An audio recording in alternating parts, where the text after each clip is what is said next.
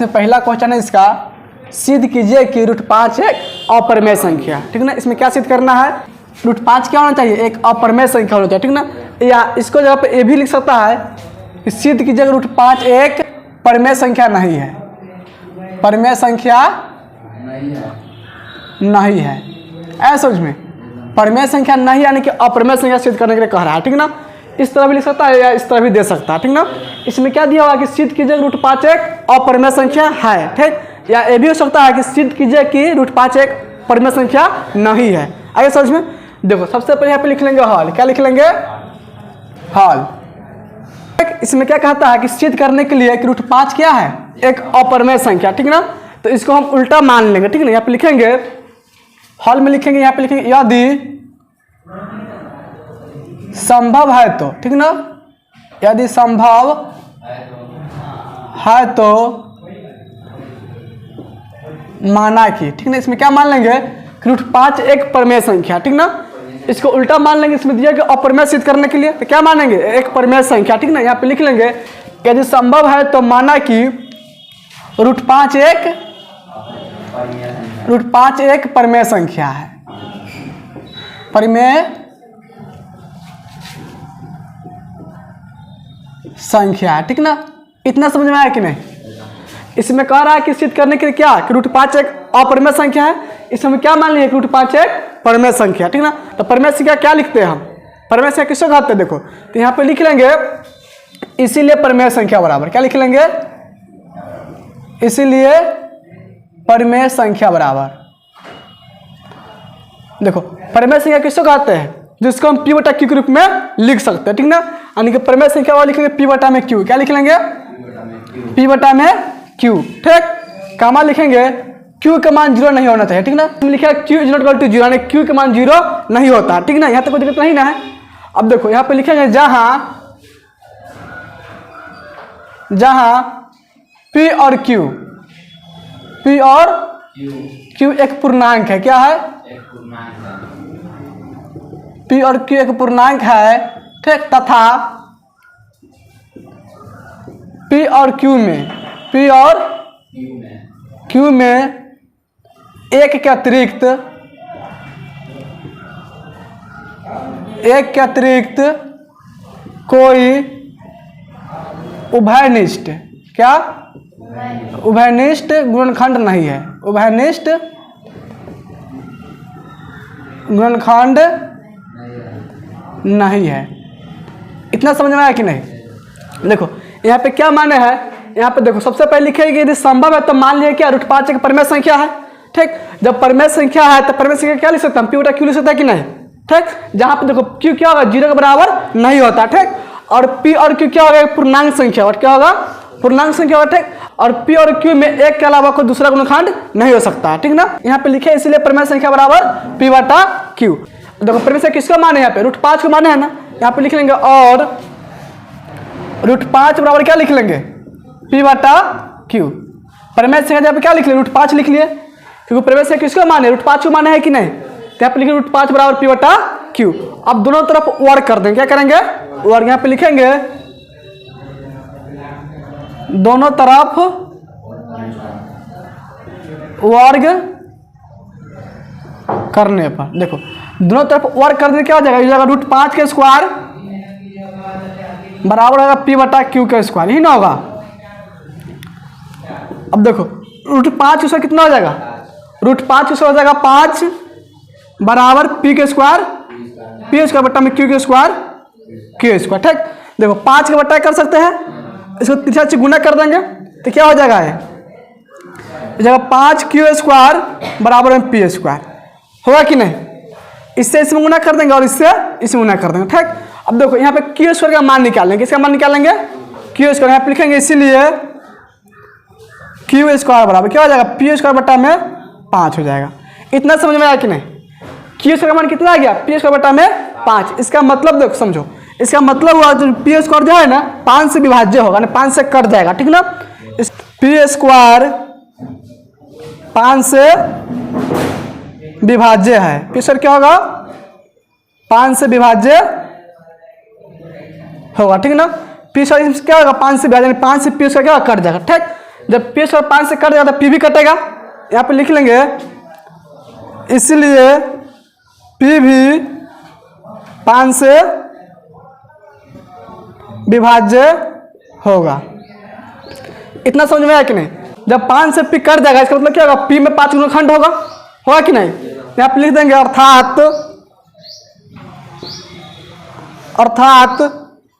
P का एक गुणनखंड 5 भी होगा। क्या होगा? 5 भी होगा। इतना समझ में आया कि नहीं? जब 5 से कटेगा पी, ठीक है ना, तो पी का गुणनखंड क्या 5 हो सकता है। देखो यहाँ पे क्या लिखा है, पी और क्यू क्या होगा, पूर्णांक संख्या है, और इसका गुणनखंड क्या होगा, एक का दूसरा कुछ नहीं होगा। यहाँ पे क्या आ गया, 5 आने गया। अब देखो फिर इसको आगे हल करेंगे, यहाँ तक इसको लिख लिया। अब देखो फिर इसको आगे लिख लेंगे, माना कि, यहाँ पे लिखे पुनः माना कि, ठीक ना, पुनः माना कि। देखो यहाँ पे पी स्क्वायर, यहाँ पे पी बतला दिए, पी का गुणनखंड 5 हो गया। इस तरह यहाँ पे दर्शाएंगे क्यू भी क्या होगा, 5 का गुणनखंड होगा। ठीक, तो यहाँ पे लिख लेंगे माना कि पी बराबर, मान लेंगे 5 के, क्या मान लेंगे 5 के। यहाँ पे क्या पे एम एन कुछ भी मान सकते, ठीक ना। इसको मान लेंगे समीकरण 1, इसको क्या मान लेंगे, और इसको मान लेंगे समीकरण 2। इतना समझ में आया कि नहीं? 2 समीकरण बन जाएगा। अब देखो समीकरण 2 में क्या करेंगे, पी के मान रख देंगे। ठीक, यहाँ पे लिखेंगे समीकरण 2 में पी का मान रखने पर, पी का मान रखने पर देखो समीकरण 2 क्या है, क्यू है। समीकरण 2 इसमें क्यू स्क्वायर बराबर पी स्क्वायर बट्टा में है 5, और इसको लिख लेंगे क्यू स्क्वायर बराबर पी के मान क्या माने हैं, पी बराबर क्या माने हैं, 5 के माने है कि नहीं। तो पी के जब क्या लिख लेंगे, 5 के लिखेंगे। यहाँ पे लिखेंगे 5 के होल स्क्वायर, क्या हो जाएगा, 5 के होल स्क्वायर बट्टा में क्या हो जाएगा 5, और इसको लिखेंगे क्यू स्क्वायर बराबर 5 के स्क्वायर हो जाएगा 25, के स्क्वायर हो जाएगा। ठीक, बट्टा में क्या हो जाएगा 5, और हो जाएगा है क्यू स्क्वायर बराबर, देखो 5 से 25 कट जाएगा 5 मरते, मान लिखा जाएगा 5 के स्क्वायर। इतना समझ में आया कि नहीं? देखो पहले इसको लिख लेंगे, बाद में इसको लिख देंगे। इसको लिखेंगे और 5 के स्क्वायर बराबर क्यू स्क्वायर। अब इसको निकालेंगे के स्क्वायर का मान, क्या किसका मान निकालेंगे, के स्क्वायर पे लिखेंगे, इसीलिए के स्क्वायर बराबर क्या लिख लेंगे, इसीलिए के स्क्वायर क्या हो जाएगा, क्यू स्क्वायर बट्टा में 5, क्या हो जाएगा क्यू स्क्वायर बट्टा में 5। इतना समझ में आया कि नहीं? देखो यहाँ पे क्या आया था, पी स्क्वायर बट्टा में 5 आया था, इसका मान लेंगे समीकरण 3 मान लेंगे। ठीक, अब देखो इसमें भी क्या होगा, देखो 5 से क्यू स्क्वायर कट जाएगा है कि नहीं, बट्टा में मतलब कट जाएगा इससे। तो यहाँ पे लिख लेंगे, यहाँ पे क्या हो गया कि 5 से क्यू स्क्वायर विभाज्य है, तो यहाँ पे इसको लिख लेंगे, लिखेंगे यहाँ क्यू स्क्वायर 5 से विभाज्य है। ऐसा समझ में, जब क्यू स्क्वायर 5 से कटा इसका मतलब क्यू भी 5 से कट जाएगा। नीचे लिख देंगे इसीलिए क्यू भी 5 से विभाज्य होगा। इतना समझ में आया कि नहीं? देखो यहाँ पे क्या लिखा है, क्यू स्क्वायर 5 से विभाज्य है। जब क्यू स्क्वायर 5 से कटेगा इसका मतलब क्यू भी 5 से कट जाएगा। यहाँ पे बतला दिया कि क्या होगा, पी भी कट रहा है 5 से, तो यहाँ पे नीचे लिखेंगे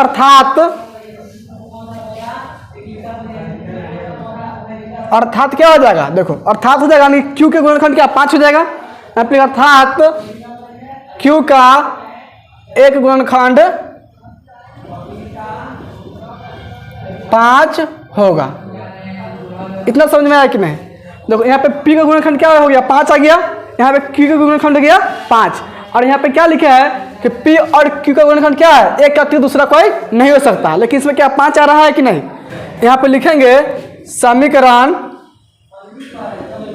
2 और 3 से, 2 और 3 से, ठीक ना। देखो समीकरण 2 और 3 से क्या हो जाएगा, हमारा मानना क्या गलत हो जाएगा। यहाँ पे लिखेंगे समीकरण 2 और 3 से हमारा मानना गलत हुआ, हमारा मानना गलत हुआ कि √5 एक परिमेय संख्या है, √5 एक परिमेय संख्या, क्या गलत हो गया। क्यों गलत हो से पता चला कि नहीं? देखो √5 एक परिमेय संख्या मान है, क्या गलत हो गया, ठीक ना। जब ये गलत हो गया तो क्या होगा, √5 एक अपरिमेय संख्या होगा, तो तो नीचे लिख देंगे अतः √5 एक अपरिमेय संख्या होगा, अपरिमेय संख्या होगा। इतना समझ में आया कि नहीं? यहीं सिद्ध हो जाएगा। तो समझ में आया कि नहीं? देखो यहाँ पे लिखा है कि हमारा मानना क्या गलत हुआ, गलत क्यों हुआ, समझे ध्यान से। यहाँ पे क्या लिखा है कि P और Q क्या है, दोनों एक पूर्णांक है और इसका गुणनखंड क्या होगा, एक के अतिरिक्त दूसरा कोई नहीं होगा। लेकिन यहाँ पे क्या आया है, देखो P के गुणनखंड क्या आ गया है, 5 आ गया है, और Q के गुणनखंड, और देखो Q का गुणनखंड क्या आ गया, 5 आ गया। इसलिए हमारा मानना क्या गलत हो गया।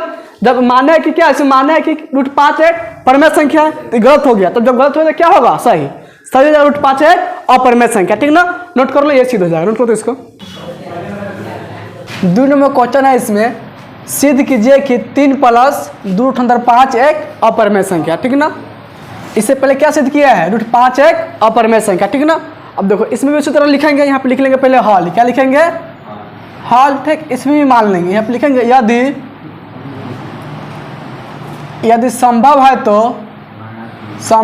तो माना कि। ठीक ना, संभव है तो क्या मान लेंगे, लिखेंगे माना कि।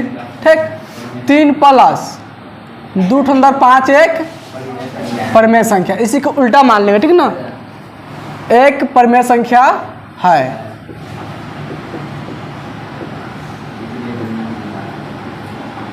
इतना समझ में आया कि नहीं? इसमें क्या मान है, संभव है तो मान लिए कि 3 + 2√5 एक परिमेय संख्या। ठीक, तो परिमेय संख्या किसको कहते से पता है ना, नीचे लिखेंगे इसीलिए परिमेय संख्या बराबर क्या लिख लेंगे, इसीलिए परिमेय संख्या बराबर। देखो परिमेय संख्या किसको लिखते हैं, जिसे हम P/Q के रूप में लिख सकते हैं। ठीक ना, यहाँ पे लिख लेंगे P/Q, क्या लिख लेंगे, P/Q, यानी कि P/Q क्या लिखते हैं, परिमेय संख्या बोलते हैं। ठीक ना, अब देखो इसमें Q का मान क्या होगा, 0 नहीं होगा। ठीक ना, Q को जो मान है 0 के बराबर नहीं हो सकता। ठीक ना, और देखो P और Q इसमें क्या होगा, एक पूर्णांक होगा। यहाँ पे लिख लेंगे P और Q एक पूर्णांक है। ठीक ना, तथा P और Q में एक के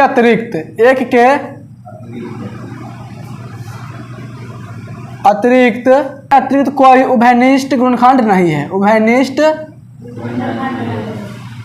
उभयनिष्ठ गुणनखंड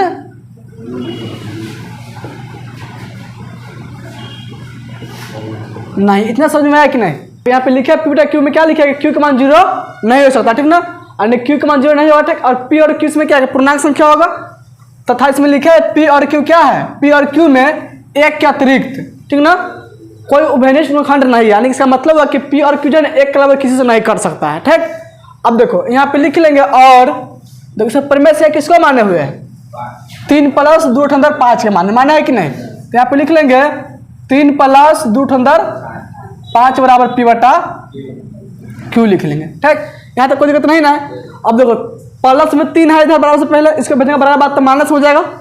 इसको लिखेंगे और 2√5 बराबर क्या हो जाएगा, P/में Q माइनस में 3। इसको बट्टा एक कर सकते हैं।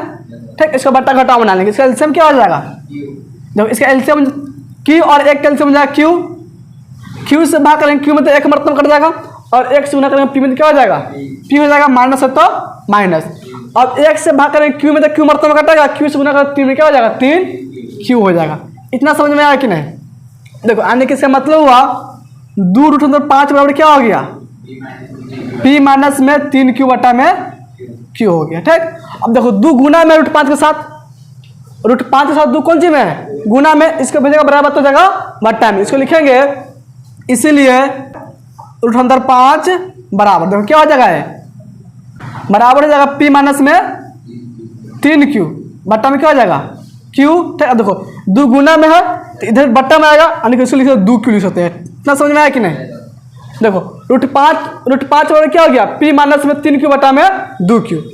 इतना समझ में आया कि नहीं? अब देखो यहाँ पे लिखेंगे, यहाँ P और Q पूर्णांक है। ठीक ना, P और Q क्या पूर्णांक है, इसीलिए जो संख्या बना क्या होगा, परिमेय संख्या होगा। ठीक ना, लिखेंगे, इसीलिए P माइनस 3Q बटा में 2Q एक परिमेय संख्या होगा, एक परिमेय संख्या होगा। इतना समझ में आया कि नहीं? देखो ये कौन संख्या हो जाएगा? परिमेय संख्या। इससे पहले हम सिद्ध किया क्या कि √5 क्या होता है? अपरिमेय संख्या होता है। तो अपरिमेय संख्या बराबर परिमेय संख्या हो सकता है? नहीं हो सकता है। यहाँ पे लिखेंगे और √5 क्या है? √5 एक अपरिमेय संख्या है, अपरिमेय संख्या है। ठीक, अब परिमेय संख्या बराबर अपरिमेय संख्या बराबर नहीं हो सकता है। यहाँ पे लिखेंगे क्योंकि परिमेय संख्या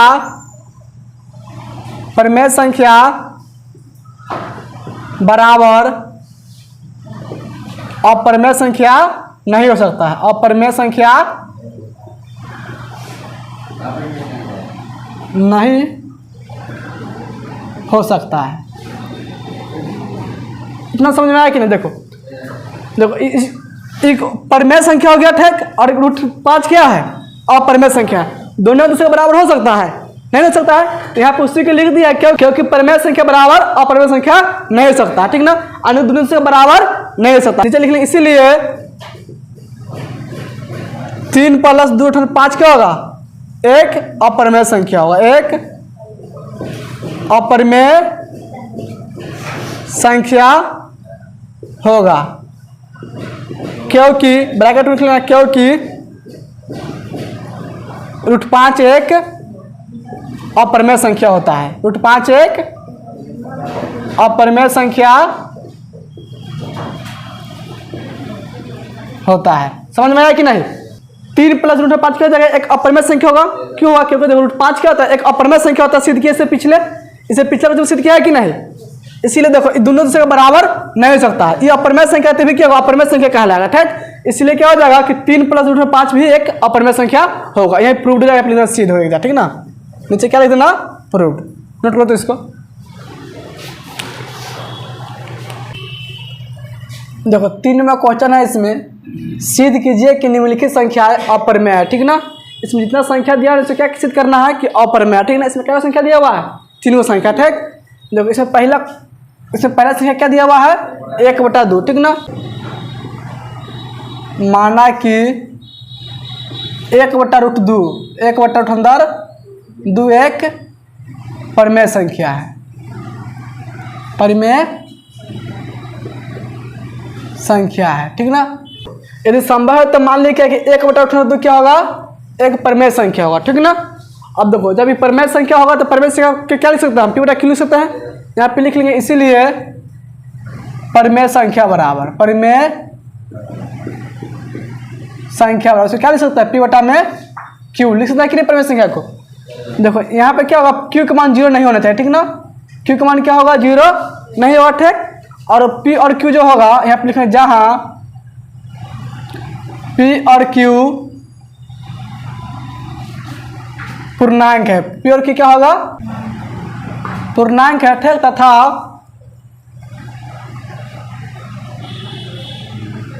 P और Q में एक के अतिरिक्त कोई उभयनिष्ठ गुणनखंड नहीं है, कोई उभयनिष्ठ गुणनखंड नहीं है, ठीक। उभयनिष्ठ गुणनखंड नहीं है, ठीक ना। अनेक से मतलब है कि एक के अलावा P और Q दूसरे से कैसे नहीं कर सकता है, ठीक ना। अब देखो यहाँ पे लिख लेंगे 1/2 बराबर P/Q। देखो परिमेय संख्या बराबर इसको लिखा है क्योंकि माना क्या है? 1/2 का परिमेय माना है कि नहीं? तो परिमेय संख्या पे क्या लिख लेंगे? 1/2, ठीक। अब दोनों तरफ वर्ग कर देंगे। क्या करेंगे? लिखेंगे दोनों तरफ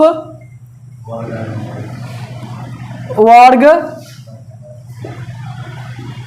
करने पर, ठीक। देखो दोनों तरफ वर्ग करने तो क्या हो जाएगा? इसको लिखेंगे 1/2 का होल स्क्वायर बराबर P/Q का होल स्क्वायर, ठीक। देखो ये हो जाएगा 1 के स्क्वायर 1/√2 का स्क्वायर 2 बराबर हो जाएगा P² क्यू स्क्वायर। इतना समझ में आया कि नहीं? इसको 63 से गुना कर देंगे, इसको लिख लेंगे 2 पी स्क्वायर बराबर में क्यू स्क्वायर। लिखता है कि नहीं? इससे इसमें गुना और इससे इसमें गुना करना, ठीक। अब देखो 2 गुना में है, इसके भेजने का बराबर तो हो जाएगा बट्टा में, यहाँ पे लिखेंगे इसीलिए पी स्क्वायर बराबर क्या हो जाएगा क्यू स्क्वायर बट्टा में 2। तो इसका मान लेंगे समीकरण फर्स्ट, इसका मान लेंगे समीकरण सेकंड, दूसरा मान लेंगे, ठीक। फिर पी स्क्वायर क्या हो गया क्यू स्क्वायर बट्टा में 2 हो गया। इसका मतलब हुआ कि क्यू स्क्वायर 2 से विभाज्य होगा। नीचे लिख लेंगे यहाँ क्यू स्क्वायर 2 से विभाज्य है, विभाज्य है, ठीक। क्यू स्क्वायर क्या है 2 से विभाज्य है, इसलिए क्यू भी 2 से विभाज्य होगा। नीचे लिखिए इसलिए क्यू भी 2 से विभाज्य होगा, विभाज्य होगा, ठीक। अर्थात इसका मतलब क्या हुआ, लिख लेंगे अर्थात क्यू का एक गुणनखंड 2 होगा, क्यू का एक गुणनखंड 2 होगा। इतना समझ में आया कि नहीं? क्यू का गुणनखंड क्या होगा 2 होगा, क्योंकि क्या है कि 2 से क्यू कट रहा है। जैसे मान लो हम लिखते हैं 4 बट्टा में 2 से 4 कट जाएगा कि नहीं? 2 मरतब कट जाएगा, यानी कि 4 के गुणनखंड में क्या है 2 आएगा, ठीक। इसी तरह क्यू के गुणनखंड में क्या होगा 2 होगा। आगे समझे तब तक? अब देखो फिर यहाँ पे लिखेंगे पुनः माना कि, फिर इसे मान लेंगे, ठीक ना।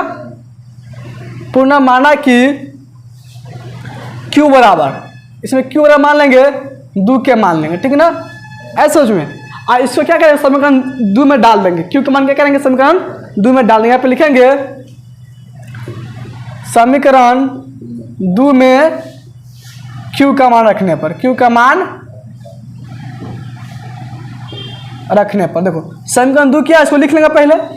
समीकरण 2 यहाँ पे पी स्क्वायर बराबर क्यू स्क्वायर बट्टा में 2, और इसको लिखेंगे पी स्क्वायर बराबर क्यू के जगह पे क्या लिख लेंगे, यहाँ पे लिख लेंगे 2 के, क्या लिख लेंगे जगह 2 के स्क्वायर बट्टा में 2। इसको लिखेंगे और पी स्क्वायर बराबर देखो 2 के स्क्वायर हो जाएगा 4 और के स्क्वायर बट्टा में जाएगा 2 से कट जाएगा 4, 2 मरते में अन्य को जाएगा पी स्क्वायर बराबर 2 के स्क्वायर, ठीक। इसको पहले लिख लेंगे, इसको बाद में कर देंगे, यानी लिखेंगे इसलिए के स्क्वायर बराबर क्या हो जाएगा पी स्क्वायर बट्टा में जाएगा 2। इतना समझ में आया कि नहीं? अब देखो जिस तरह यहाँ पे आया ना क्यू स्क्वायर बट्टा में 2, इस तरह यहाँ पे क्या आ गया पी स्क्वायर बट्टा में 2। इसका मतलब यहाँ पे क्या लिखा है कि यहाँ क्यू स्क्वायर 2 से विभाज्य होगा। यहाँ पे क्या लिखेंगे आप, यहाँ पी स्क्वायर 2 से विभाज्य होगा, 2 से विभाज्य होगा। समझ में आया कि नहीं? देखो अब पी स्क्वायर भी क्या हो 2 से कट जाएगा, इसलिए क्या होगा पी भी 2 से कटेगा, लिखेंगे इसीलिए पी भी 2 से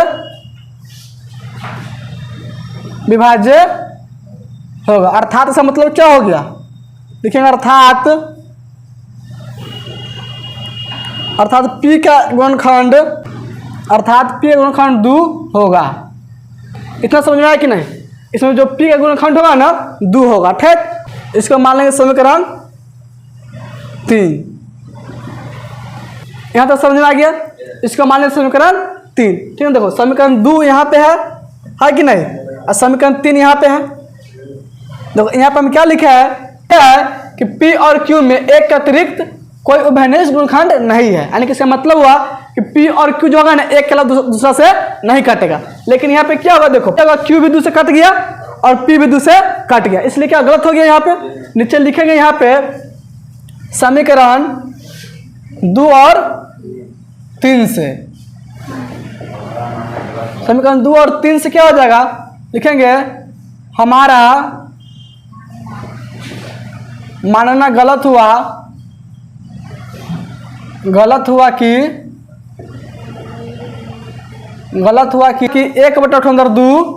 एक परमेय संख्या है, परमेय संख्या है, ठीक। नीचे लिखा अतः 1/2 क्या होगा, एक अपरमेय संख्या होगा, एक अपरमेय संख्या है। समझ में आया कि नहीं? यही प्रूव हो जाएगा, क्योंकि यहाँ पे क्यू स्क्वायर 2 से कट गया और पी स्क्वायर भी 2 से कट गया। लेकिन यहाँ पे क्या लिखा है कि पी और क्यू एक के अलावा दूसरे से ना कटे, लेकिन यहाँ पे कट रहा है कि नहीं, इसलिए गलत हो जाएगा मानना, ठीक ना। इसलिए इसीलिए क्या होगा 1/2 एक अपरिमेय संख्या होगा, ठीक ना, नोट कर लो इसको। दूसरा क्वेश्चन इसमें है 7/5, ठीक ना, ये पहला क्वेश्चन बतलाए थे, यहाँ पे लिख लेंगे हल दूसरा, ठीक ना। दूसरा क्वेश्चन हो जाएगा, इसमें भी इसी तरह लिखेंगे, इसमें भी लिखेंगे, यदि संभव है तो मान लेंगे इसमें क्या अब इसे मान लेंगे कि 7/5 एक परमेय संख्या है, कि 2 नंबर क्वेश्चन में क्या दिया हुआ है 7/5 मान लेंगे इस तरह। इसमें भी लिख लेंगे सिर्फ परमेय संख्या बराबर क्या हो जाएगा p में q, जहाँ पे क्या होगा q का मान 0 नहीं होगा, ठीक, और p और q पूर्णांक है, तथा इसमें लिखे p और q क्या होगा, तथा इसमें p और q में एक का अतिरिक्त कोई उभयनिष्ठ खंड नहीं है, ठीक ना, यानी कि इतना सब में सेम लिखे, ठीक ना। अब देखो यहाँ पे परमेय संख्या किसका मान है 7/5 का मान है कि नहीं, तो यहाँ पे लिखे 7/5 बराबर p/q, इतना समझ में आया कि नहीं। अब देखो 7 गुना में है ना, इधर तो बट्टा हो जाएगा, इसको लिखेंगे इसीलिए √5 बराबर p/में क्या 7q हो जाएगा, ठीक ना, इतना समझ में आया कि नहीं। इसमें √5 का मान निकाल क्या जाएगा p/में 7q, ठीक। यहाँ पे लिख लेंगे, यहाँ p और q पूर्णांक है, ठीक, इसलिए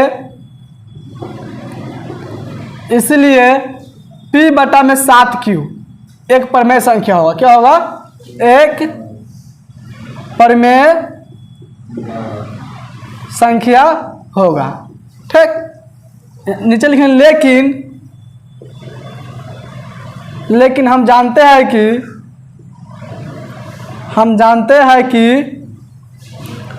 √5 क्या होता है एक अपरिमेय संख्या होता है, तो इसको लिख लेंगे, लेकिन हम जानते हैं कि √5 एक अपरिमेय संख्या होता है, अपरिमेय संख्या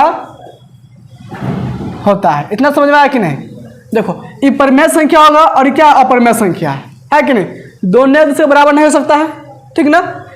देखो √5 एक अपरिमेय संख्या होता है, जानते हैं इतना, ठीक, इसीलिए नीचे लिख लेंगे 7/5, क्या लिख लेंगे 7/5 एक अपरिमेय संख्या। देखो इसमें क्या होगा 7/5 एक अपरिमेय संख्या होगा, यहाँ पे लिखे हैं ब्रैकेट में, क्योंकि √5 एक अपरिमेय संख्या होता है, अपरिमेय संख्या होता है, ठीक। ऐसा समझ में नोट करो तो इसको। देखो 3 नंबर क्वेश्चन में क्या दिया हुआ है, देखो 3 नंबर क्वेश्चन में है 6 + √2 है, यही ना क्वेश्चन है, तो यहाँ पे लिख लेंगे हल 3 हो जाएगा, ठीक। यहाँ पे मान लेंगे क्या आप लिखेंगे, यहाँ पे लिख लेंगे 6 + √2, यहाँ पे लिखे 6 + √2, ठीक ना, इतना समझ में आ गया। सेम से लिख लें, देखो यहाँ पे लिखा परमेय संख्या बराबर p/q, इतना समझ में आया हुआ है कि नहीं, यहाँ तक दिक्कत नहीं ना। देखो अब इसमें परमेय संख्या क्या बनेगा 6 + √2 बराबर क्या लिख लेंगे p/में q, ठीक। यहाँ पे लिखेंगे इसीलिए √2 बराबर p/q माइनस हो जाएगा 6, ठीक ना, बराबर से पहले प्लस में 6 बराबर हो जाएगा आएगा तो माइनस हो जाएगा 6, ठीक। इसको बट्टा कर लेंगे और इसको बट्टा घटा बना लेंगे, ठीक। इसका एलसीएम कितना हो जाएगा q हो जाएगा, q से भाग करेंगे, q में तो एक मतलब में कटेगा और 1 से गुना का p में तो हो जाएगा p, माइनस लिख लेंगे माइनस। अब देखो 1 से भाग करेंगे q में तो q मतलब में कटेगा और q से गुना करेंगे 6 में क्या हो जाएगा 6q, यानी कि हो जाएगा √2 बराबर p माइनस में 6q बट्टा में q हो जाएगा, ठीक। नीचे लिख लेंगे यहाँ p और q पूर्णांक है, क्या है पूर्णांक है, ठीक। इसीलिए p माइनस में 6q बट्टा हो जाएगा q एक परमेय संख्या होगा, q एक परमेय संख्या होगा, ठीक ना। देखो ये कौन संख्या कहलाएगा, ये परमेय संख्या हो जाएगा, ठीक ना। लेकिन हम जानते हैं क्या कि √2 क्या होता है अपरिमेय संख्या होता है, नीचे लिखेंगे लेकिन हम जानते हैं कि √2 एक अपरिमेय संख्या होता है, √2 एक अपरिमेय संख्या होता है, ठीक। नीचे में अतः 6 प्लस में रूट 2 क्या हो जाएगा, एक अपरिमेय संख्या होगा, एक अपरिमेय संख्या होगा। ठीक, लिखेंगे ब्रैकेट में क्योंकि रूट 2 एक क्या होता है, रूट 2 एक अपरिमेय संख्या होता है, अपरिमेय संख्या होता है। ठीक ना, आइए समझ में, नीचे लिख देना प्रूव्ड, यहीं सिद्ध हो जाएगा। ऐसा समझ में, नोट कर लो इसको।